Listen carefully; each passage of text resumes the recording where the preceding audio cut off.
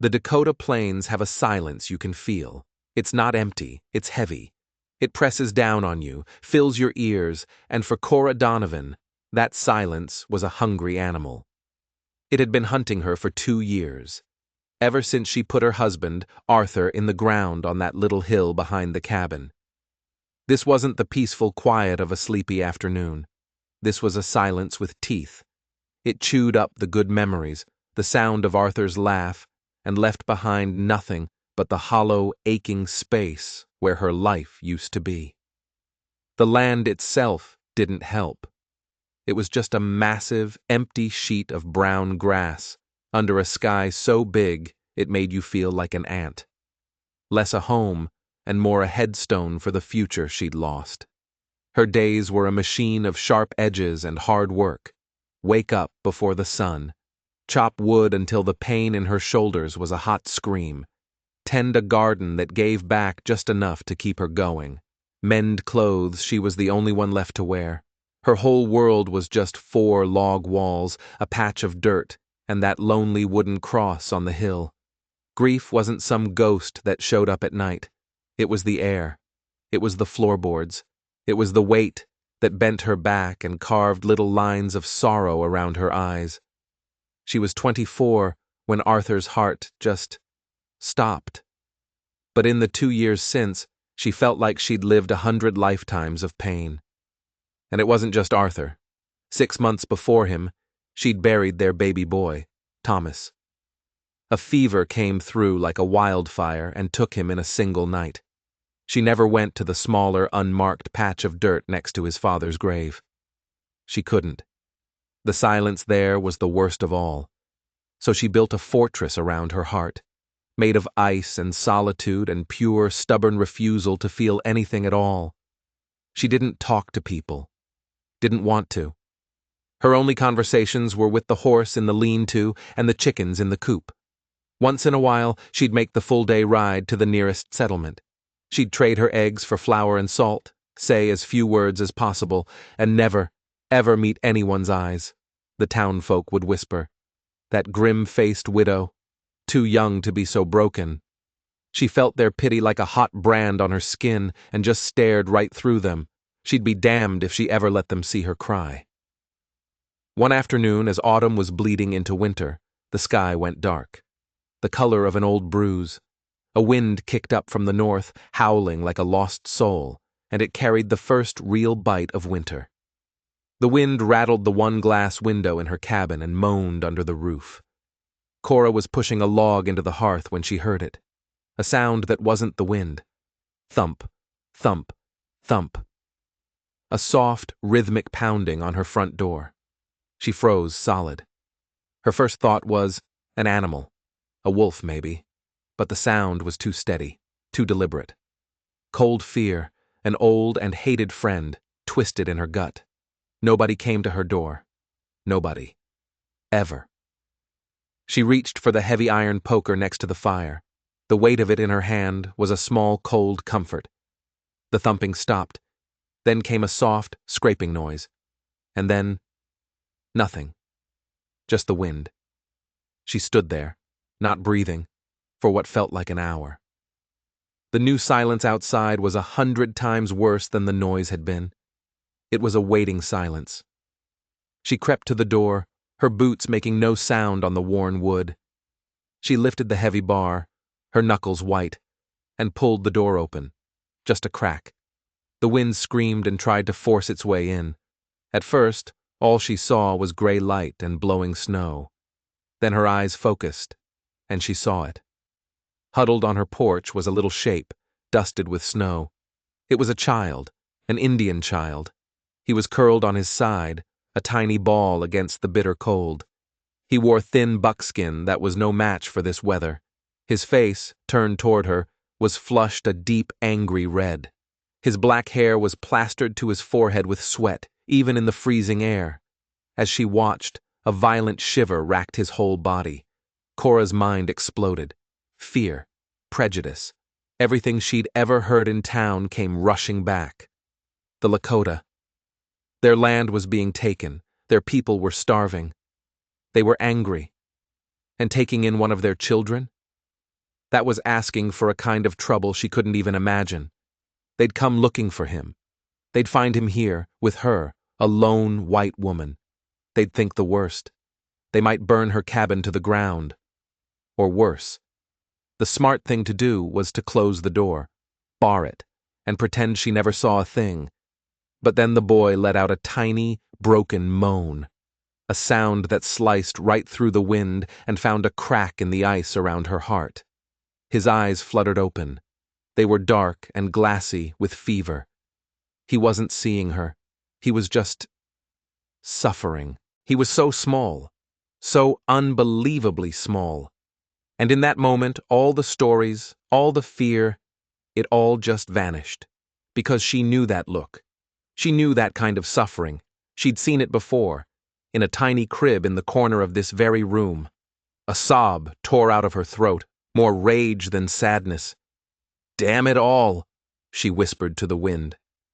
She dropped the poker, leaned down, and scooped the boy into her arms. He was terrifyingly light, a little bundle of fire and shivering bone.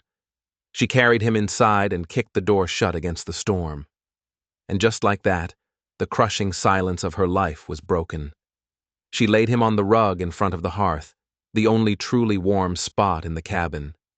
Her hands shook as she worked on the leather ties of his tunic. His skin was dry and felt like touching a hot stove. And then she saw them, on his chest, on his arms, faint, rose-colored spots. Her stomach dropped into a cold, bottomless pit. She knew what they were. She'd seen them once in the settlement, on a little girl who didn't live to see the next Sunday. Smallpox, the Red Plague, panic, sharp and absolute, clawed up her throat. This wasn't just a sick child. This was a death sentence, for him, and now for her. She scrambled backward, away from him, her hand clamped over her mouth, her fortress of solitude. It wasn't just to keep the grief out, it was to keep the world out, the disease, the chaos, and she had just carried it over her own threshold. She looked at the boy, his breaths coming in quick, shallow pants. She looked at her own hands, the hands that had touched him. It was already too late. And then a strange, dark calm washed over her. What did it matter, really? Her life was already over. She was just a ghost going through the motions. If she was going to die, what was the difference between being taken by loneliness or being taken by this? But the boy was still alive. He was still fighting. And something inside her, an old instinct she thought was long dead and buried, took over. The mother in her. She spent the next hour in a blur of motion. She dragged her own narrow cot over to the fire and gently lifted the boy onto it. She filled a basin with cool water. For the next 7 days and 7 nights, the world outside that cabin ceased to exist. There was only the fire, the wind, and the sound of the child's fight for air.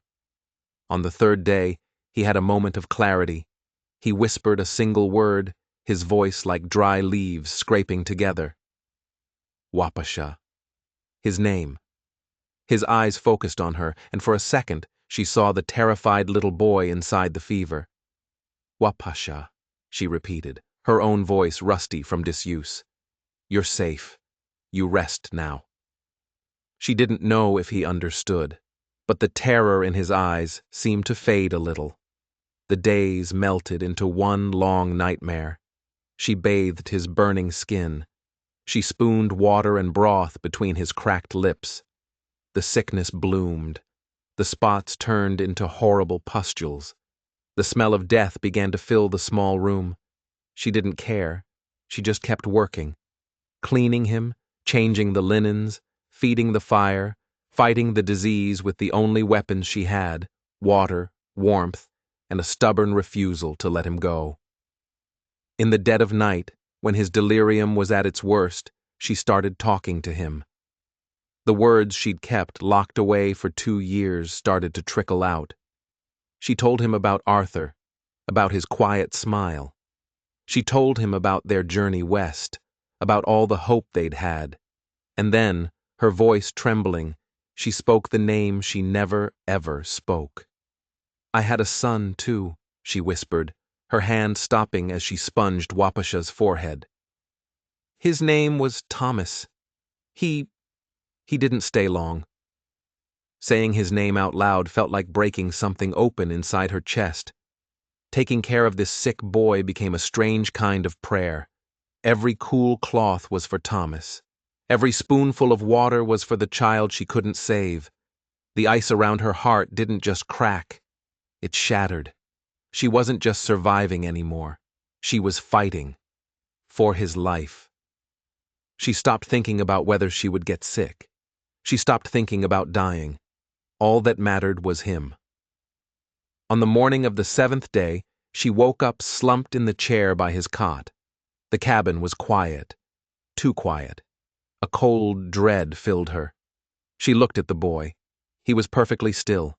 His chest wasn't moving. "No," she breathed.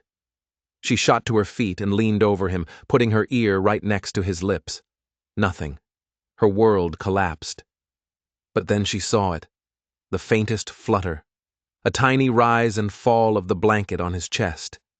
His breathing wasn't the ragged gasp of before. It was deep. It was even. It was sleep. She touched his forehead. The fire was gone. His skin was cool and damp. The fever had broken. Relief hit her like a physical blow, so powerful her knees gave out. She sank back into the chair, and for the first time in 2 years, she wept.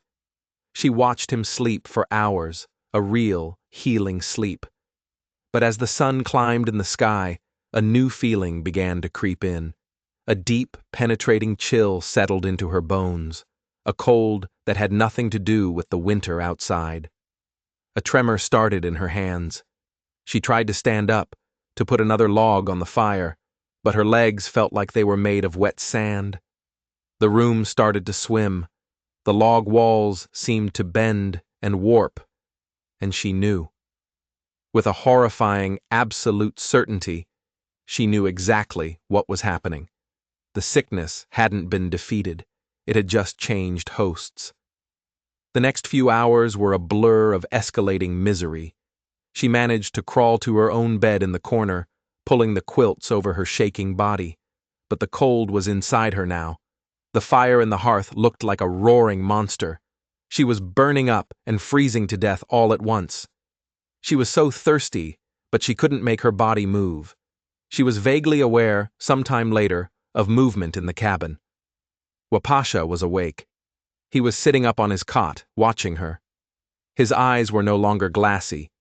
They were clear, sharp, and intelligent. He looked impossibly small and frail, but he was alive. He saw her shivering. He heard the low moan escape her lips, and the fear came back into his face.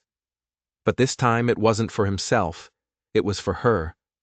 He slid off the cot, his little legs wobbly. He stumbled to the water barrel, filled a dipper with shaking hands, and carried it over to her.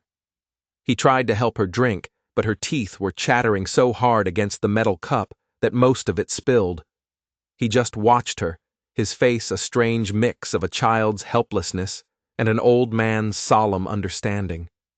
He knew this disease. He knew what it looked like. And he knew. He knew she had taken it from him.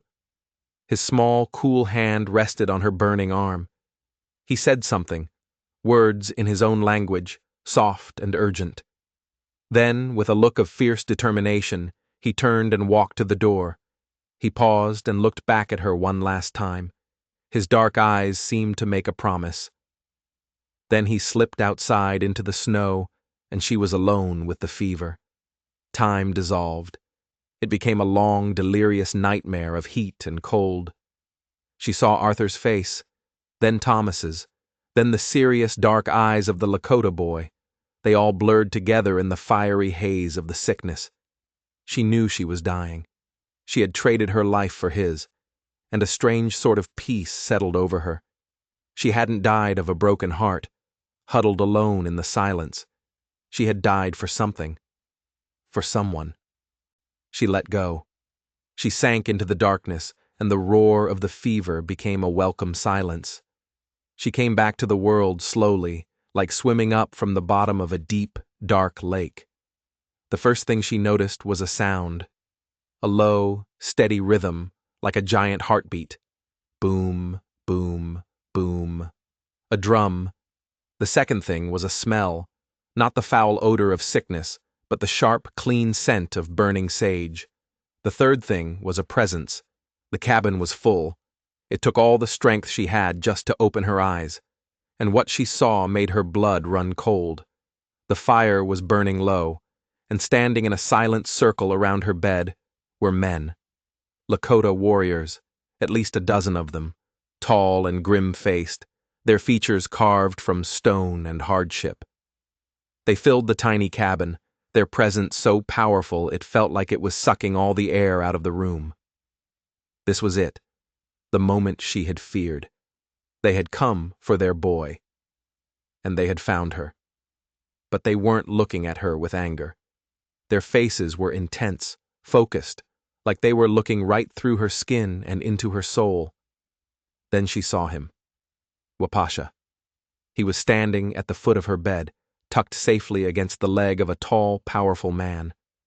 The man's face was a mask of stoicism, but his eyes held a universe of grief and a flicker of something else. Gratitude. The man's gaze met hers. He had the same dark, intelligent eyes as his son. This was his father. The man gave a tiny, almost invisible nod, and at that signal, the men began to chant. It wasn't a war cry, it was something else.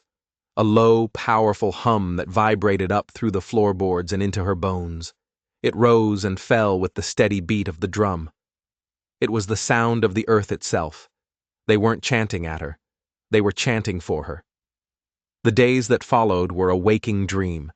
Wapasha had walked for a day and a night, a tiny boy against an endless wilderness of snow, and he had brought them back. He had brought back the 12 healers of his band, their greatest spiritual men. They had found the white woman who had saved the chief's son, the woman who had taken his death into herself, and they had decided this was a debt that must be paid. They worked in shifts around the clock. One would burn a bundle of herbs, wafting the sacred smoke over her with a long eagle feather. Another would touch her forehead, her chest, murmuring prayers in a language as old as the plains. They brewed strange, bitter teas from roots and leaves, gently lifting her head to help her swallow. Wapasha almost never left her side. His small hand would often rest on her arm, a silent, constant anchor to the world of the living. In her moments of clarity, Cora would just watch them. She saw the intricate beadwork on their buckskin shirts, the feathers tied into their long gray hair. She saw the absolute focus on their faces as they worked, and in their eyes, there was no judgment. They didn't see a white settler, an enemy, an outsider. In this small, sacred space they had created, she was just a human life hanging by a thread, and they were the force, the combined will of their people, that refused to let that thread break. The tall man, Wapasha's father, rarely moved from his post by the door. He just stood like a sentinel, watching everything. One evening, the fever seemed to loosen its grip, and she could keep her eyes open for more than a minute. He came and sat on the stool beside her bed. "He is my son," the man said. His voice was a low rumble, like distant thunder. His English was clear, precise. "My only son." He didn't have to say anything else. She heard her own story in those 3 words, the empty space, the hole in the world that can never be filled. "He is a good boy," she whispered, her voice barely a sound. The man nodded, a slow, solemn movement. His name was Chatan. "You have a strong heart," he said. It wasn't a compliment, it was a diagnosis, a statement of fact from a man who understood such things. "You fought the spirit of the sickness for him. Now, we fight it for you." But the fight wasn't that simple. One of the healers, a younger man with eyes that burned with suspicion, seemed to argue with Chatan. His gestures were sharp, angry. He kept pointing at Cora. He saw a threat, an enemy. He didn't believe she should be saved. The tension in the cabin crackled. The chanting stopped. The drum went silent. Chatan stood up and faced the younger warrior. He spoke in his own language, his voice low but carrying an authority that could not be questioned. The younger man argued back, his voice rising with passion. Suddenly, Chatan grabbed the front of his own shirt and tore it open. There, on his chest, was a long, ugly scar. An old bullet wound. He pointed at the scar, then at Cora, and his voice dropped to a pained whisper. Cora didn't understand the words, but she understood the meaning. They did this to me. The whites. They took from me before. Then he pointed to Wapasha, who was watching with wide, frightened eyes. But she gave him back. The argument was over. The younger warrior bowed his head in shame. The drumming started again. The chanting resumed, stronger this time. They weren't just fighting a disease anymore. They were fighting generations of hatred and mistrust, and they were doing it for her. The sickness fought back with a vengeance. It threw one last, desperate wave at her. The fever spiked, and she fell into a deep, dark place. She saw Thomas, her baby boy. He was standing in a field of prairie grass, bathed in golden light. He was smiling. He held out his hand to her. "It's time to come home, Mama." And she wanted to. Oh God, she wanted to. To let go of all the pain, the struggle, the emptiness, to just walk into that golden light with her son. She took a step toward him, but then she heard it, faintly, from far away. Boom, boom, boom. The sound of the drum. The sound of the men chanting her name. The sound of a little boy, Wapasha, calling for her. They were pulling her back. Thomas's smile faded slightly. "You have to choose, Mama." She looked at her son, her heart breaking all over again, and she looked back toward the darkness where the sound of the drum was coming from. A life of pain, or a peaceful end. She made her choice. "I can't," she sobbed. "I have to stay." She turned her back on the golden light and walked toward the sound of the drum. The next time she woke up, the air in the cabin was clean. The chanting had stopped. The drum was silent. She was alone. Almost. Chatan sat in the chair beside her bed, watching her. Wapasha was asleep on the rug by the fire, breathing peacefully. Cora pushed herself up on her elbows. The room didn't spin. The walls stayed straight. The sickness was gone. Chatan stood up and came to her bedside. The stern lines of his face softened just a little. "The spirit has chosen to stay with you," he said. She looked around the empty cabin. It felt huge, hollowed out. "They're gone? Their work is done." He pointed to the small table by her bed. On it was a pouch of dried meat, a bundle of herbs, and a small, beautifully carved wooden bird. "We do not forget a debt." Tears filled Cora's eyes, but they weren't tears of sadness. They were for something she didn't even have a name for. This grace, this impossible, unexpected kindness. She had shut herself away from the world, and the very people she'd been taught to fear had broken down her walls and pulled her back from the grave. Chatan gently woke his son. Wapasha came and stood by the bed. He looked at her with a kind of shy awe. He reached out his small hand and placed it on hers. "Thank you," he said, the English words slow and careful. Cora squeezed his hand, feeling a strength she didn't know she had. "And you," she said, her voice thick. "Thank you, Wapasha." She watched from her doorway, wrapped in a quilt, as the tall warrior and the small boy walked away into the snow. They grew smaller and smaller against the vast white landscape until they were just gone. But this time, the silence that returned was different. It wasn't a predator anymore.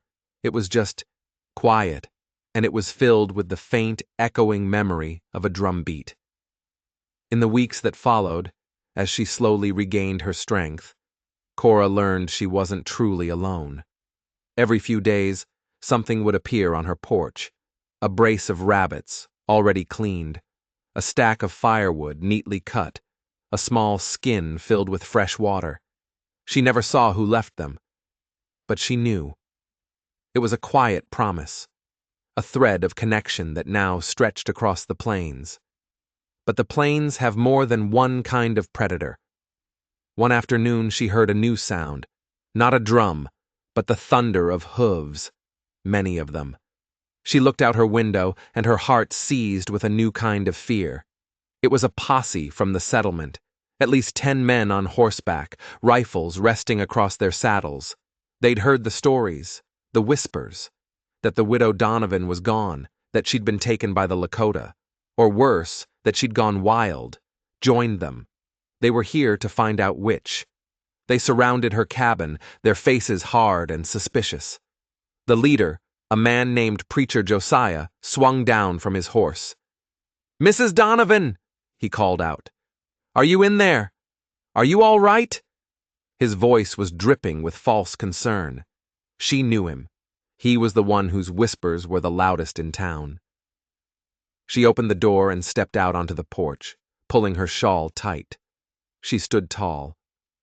"I'm fine, Josiah," she said, her voice clear and steady. Josiah's eyes swept over her, then darted around the property. He saw the tracks in the snow. He saw the expertly cut firewood. His eyes narrowed. "We heard troubling reports that you had visitors." "I had help," Cora corrected him. "Help?" he sneered. "From them? That's not help, woman. That's a curse. They've put a spell on you." One of the other men chimed in. "We should burn this place, cleanse it." The men started to dismount, their intentions clear. They were going to destroy her home, her life, in the name of saving her soul. Cora's hand flew to the small wooden bird that now hung on a leather cord around her neck. She didn't flinch. She didn't back down. "You will leave my home," she said, her voice ringing with an authority that shocked them into silence. "Or what?" Josiah laughed. "You and what army?" And as if summoned by the words, a movement on the ridge behind her cabin caught everyone's eye. There, sitting silently on their horses, were Chatan and his 12 warriors. They held no weapons. They made no sound. They just watched. A silent, powerful promise. The posse froze. The color drained from Josiah's face. The silence on the plains was back. But this time, it wasn't empty. It was filled with a terrible, unspoken threat. Cora stood her ground, a bridge between two worlds. She was no longer the broken widow. She was no longer afraid of the silence. She had found her own voice in it. Josiah stared from the silent warriors on the ridge to the unwavering woman on the porch. He licked his dry lips and slowly, reluctantly, backed away. "This ain't over," he muttered, but there was no conviction in it. He climbed back on his horse, and the posse turned and rode away, defeated not by a battle, but by a debt. Cora watched them go. Then she turned her eyes to the ridge. Chatan raised a single hand in farewell. She raised hers in return. Then they too melted back into the landscape, leaving her once again in the quiet of the plains. Her grief for Arthur and Thomas was still there. It would always be a part of her, but it wasn't the only thing anymore. Beside it, something new and strong and resilient had grown. Hope. She had opened her door to a dying child in a storm, and in doing so had welcomed in a grace so profound it had not only saved her life, but given her a reason to live it. The silence of the plains was no longer a predator. It was a sanctuary, and she was finally home. If this story about the lines we draw and the kindness that erases them gave you chills, do me a favor and hit that subscribe button. You never know what you'll find when you open the door to a stranger.